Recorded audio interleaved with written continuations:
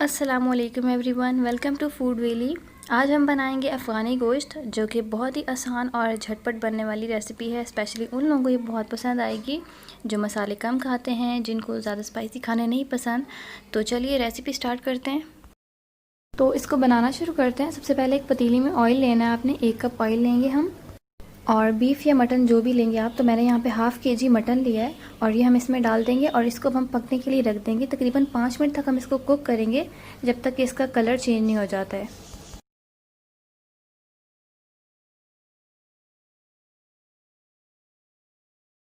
اب دیکھیے 5-6 منٹ تک میں نے اس کو کوک کیا ہے۔ اب اس کا کلر چینج ہو چکا ہے۔ اب ہم اس میں 2 ٹیبل اسپون ادرک لہسن کا پیسٹ ڈالیں گے، اور ساتھ ہی نمک بھی ڈال دیں گے۔ تو میں نے یہاں پہ 1/4 چمچ نمک ڈالا ہے، اور اب ہم نے اس کو 5-6 منٹ تک اور پکانا ہے، تاکہ گوشت کا جو کچا پن ہے اور جو اسمیل ہے وہ ختم ہو جائے۔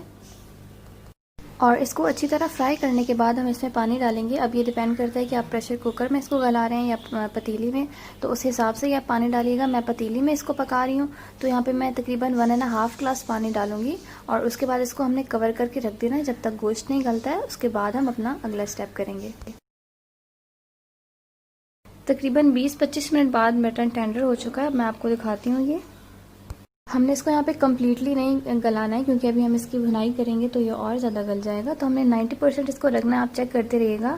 اور اب دیکھیے یہ اتنا ٹینڈر ہو چکا ہے۔ اب ہم اس میں مسالے ایڈ کریں گے۔ تو سب سے پہلے ہم نے کیا کرنا ہے کہ 2 ٹماٹر کی میں نے پیوری بنا لی تھی، اور وہ میں نے ایڈ کی ہے۔ اور اس کے بعد مسالے ایڈ کریں گے۔ بہت ہی کم مسالے جائیں گے اس میں۔ 1 چمچ اس میں جائے گا دھنیا پاؤڈر، اور ½ ٹی اسپون اس میں شامل کریں گے پسی ہوئی کالی مرچ۔ اگر آپ کو زیادہ مرچ چاہیے تو آپ 1 چمچ بھر کے لے لیجئے۔ اس کے بعد 1 ٹی اسپون زیرہ، اور ½ ٹی اسپون اس میں ایڈ کریں گے گرم مسالہ پاؤڈر، اور بس اتنے ہی مسالے چاہیے ہمیں۔ اب اس کے بعد ہم اس کی بھنائی کریں گے۔ ٹماٹر جو ہم نے ڈالے ہیں، اس کا پانی بہت اچھی طرح ہم نے خشک کرنا ہے۔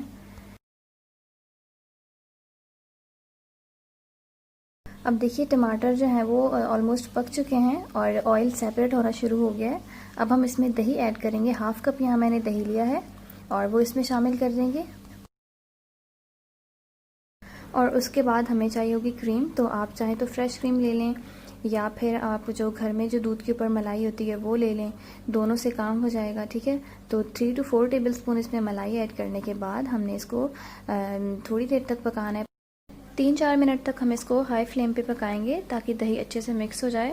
اور جب دہی اچھی طرح مکس ہو جائے گا اور آئل سیپریٹ ہونا شروع ہو جائے گا، تو پھر ہم فلیم لو کر دیں گے۔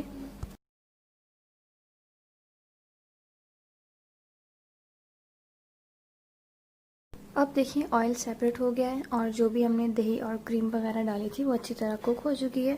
تو بس اب ہم نے فلیم آف کر دینا ہے، ٹھیک ہے۔ اور جس چیز سے آپ گارنش کرنا چاہتے ہیں، ادرک ڈال کے گارنش کر لیں، اور میں نے تھوڑی سی ہری مرچیں بس ڈالی ہیں اس کے اوپر۔